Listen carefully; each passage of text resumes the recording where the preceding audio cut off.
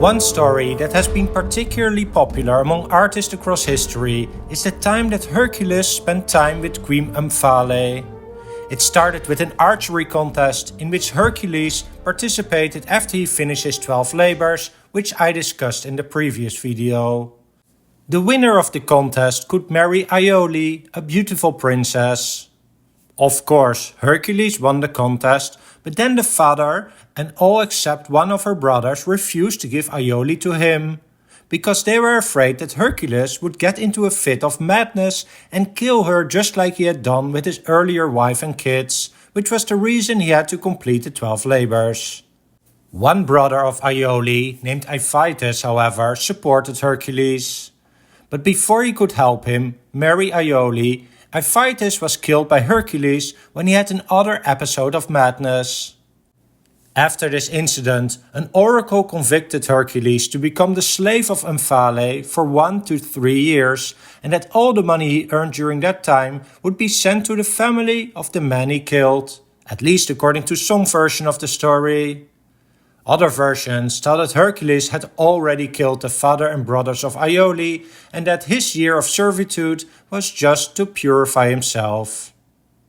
So that brings us to Hercules as the slave of Omphale, captured here in 1874 by the French artist Édouard Joseph Danton.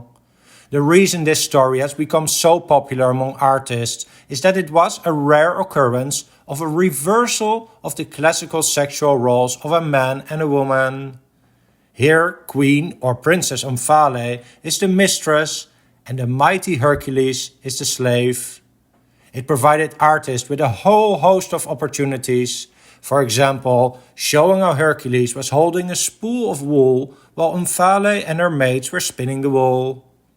Or by dressing Hercules up in woman's clothing and show him with a typical female jewelry and other accessories. And in this painting from around 1640 by Peter Paul Rubens and his workshop, we can see the role reversal as well, with Hercules holding the spool of wool while being reprimanded by Omphale, who is holding the enormous club of Hercules and wears the skin of the Nemean lion, which was the subject of the first labor of Hercules. Eventually, though, Omphale would fall in love with Hercules, freed him from his slavery, and took him as her husband, as we can see in this painting from the 1730s by the French artist François Boucher. And then there's one more episode related to this story, which happened when Hercules and Omphale wanted to celebrate the rites of Bacchus. The Greek god Pan, half goat, half human, fell in love with Omphale and wanted to sleep with her. But for the rites of Bacchus, Hercules slept alone in his bed with the clothes of Omphale, and the naked Pan entered the wrong bed. Hercules was not impressed though by the sudden presence of this god and just threw him out of the bed, according to some versions of the story, just laughing at the god. In last week's video, I mentioned that when Hercules killed the centaur Nessus right after his second labor, that this centaur would posthumously take revenge on Hercules. The story is about Hercules and his third wife Deianira. When they wanted to cross a large stream, a centaur is offering to carry Deianira to the other side while Hercules swims across. While Hercules is swimming, the centaur Nessus tries to abduct his wife. Hercules, however, is able to shoot him with his arrows containing the poisonous blood of the Lernaean Hydra, which he obtained in his first labor. Just before the centaur dies, he offers his bloody poisonous cloak to Deianira and promises her that it will excite the love for her husband. A few years later, when Deianira is feeling that she needs the cloak, she gives it to the unsuspecting Hercules, and as the cloak is still stained by the poisonous blood of the Lernaean Hydra, it burns Hercules to death. He still has a bit of energy left while this is happening, and he builds his own funeral pyre, which we can see in this painting from 1634 by the Spanish artist Francisco de Zurburan.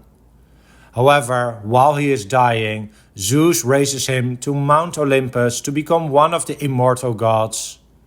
This scene known as the Apotheosis of Hercules, has also been popular among artists, showing how he is raised from planet Earth to join the gods in the clouds.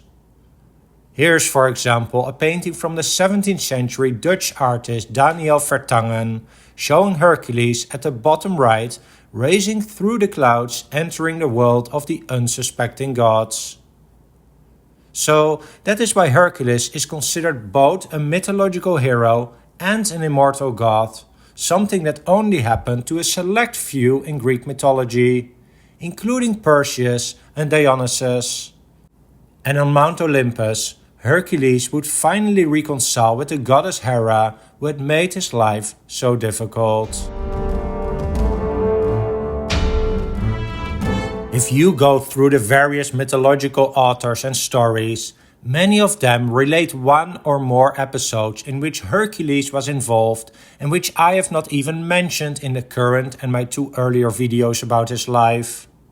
Just as an example, there is the story of Antaeus, a giant and the son of the sea god Poseidon and the earth goddess Gaia.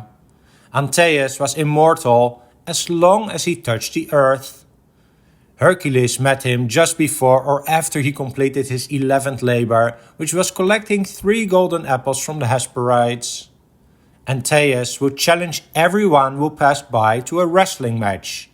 And as wrestling takes place on the ground, he would never lose a match due to his immortality. And he would use the skulls of his victims to build a temple for his father. However, Hercules was smart enough to pick up Antaeus from earth and strangled him while holding him up in the air. And like this, there are many other stories about Hercules getting into bizarre adventures and killing numerous people during his life. Like the time that he challenged the wine god Dionysus to a drinking contest, something he obviously could never win. And the time he wrestled with death to prevent the death of Alcestis, captured beautifully in 1870 by the English artist Frederick Leighton. But I'll leave it to this for this little 3-part series about the life of Hercules. If you haven't seen the 2 earlier parts, they are the 2 videos I made just before this one. The first one about the birth and youth of Hercules, and the second one about his 12 labors. Well, I hope you enjoyed this video, and if you did, please hit that thumbs up button and don't forget to subscribe and hit the notification bell if you haven't done so. Thanks for watching.